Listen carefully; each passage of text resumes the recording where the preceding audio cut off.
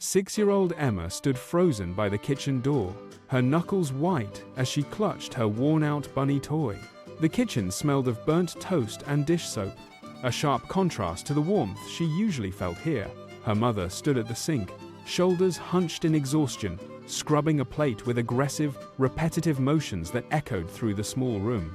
Emma felt small, a shadow in her own home. She gathered her courage and asked in a small, trembling voice, "Mom, am I a problem?" Her mother did not even turn around. She simply sighed, the sound sharp and weary against the clatter of silverware. "Emma, please stop making problems for 1 minute," she snapped.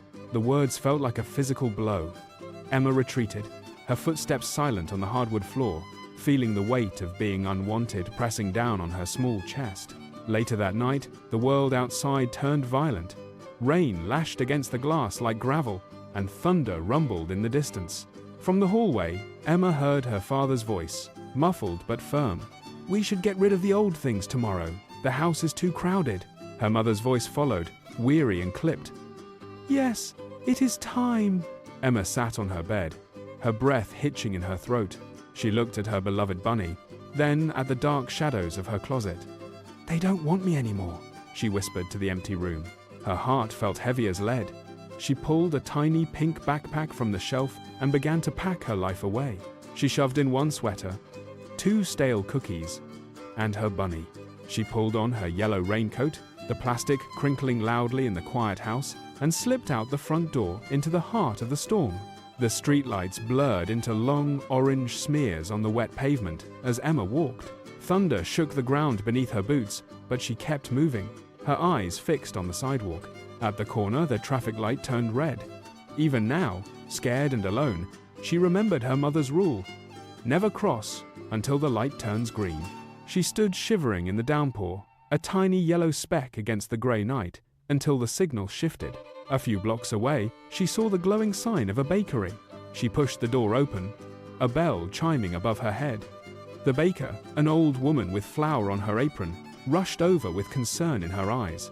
She wrapped a thick, warm blanket around Emma's shoulders and placed a mug of hot milk in her hands. "My parents don't want me," Emma said, her voice trembling. The woman knelt down. "Adults say careless things when they are tired, little one. It does not mean they stop loving you. Sometimes, the world is just too loud for them to speak gently." Back at home, the silence in the house had turned into a suffocating panic. Her mother pushed open the bedroom door, expecting to see a sleeping child, but found only an empty bed. She let out a sharp, piercing cry. "Emma is gone." Her father grabbed his coat, his face drained of all color, his hands shaking as he fumbled with the keys. They ran out into the street, shouting her name into the wind, their voices swallowed by the roar of the rain. Every shadow looked like their daughter. Every sound felt like a heartbeat.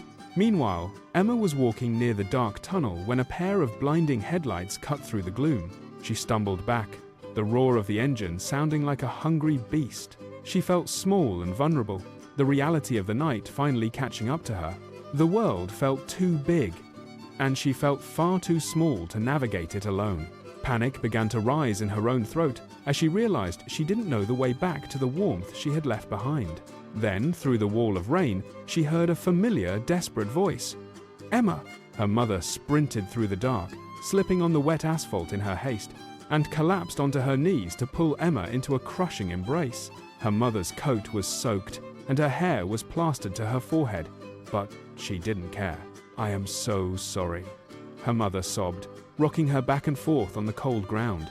"I was tired, and I was wrong. You are never, ever a problem. You are my greatest treasure, Emma. I am so sorry I made you feel otherwise."